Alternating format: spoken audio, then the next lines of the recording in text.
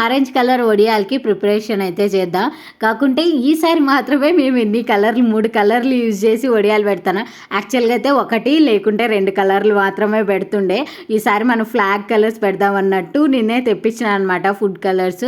And ఇక్కడైతే same process మీరు last షాట్లో చూసినట్టయితే గ్రీన్ కలర్ వడియాలకి ఎట్లా ప్రిపేర్ చేసుకున్నామో అట్లానే. అండ్ ఇక్కడైతే హాట్ వాటర్ పెట్టేసి కొంచెం ఫుడ్ కలర్ మెల్ట్ చేసేసి దీంట్లో వేసేసినాం అనమాట. వేసిన తర్వాత ఒక 2 ఉంటే నిజంగా అంటే మంచిగా అవుతుంది. ఎప్పుడైతే మనం పిండి వేస్తామో వడియాల పిండి అప్పుడే మంచిగా మిక్స్ చేసుకోవాలన్నమాట. కొంచెం 2 మినిట్స్ లేట్ అయిపోయినా గడ్డలు కట్టిపోతుంది.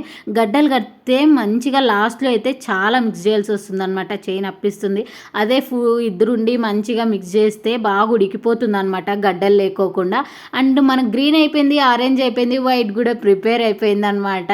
నెక్స్ట్ అయితే మనం ఎన్ని వడియాలు పెట్టినానో కూడా చూపిస్తాను. Thank you for watching. Subscribe.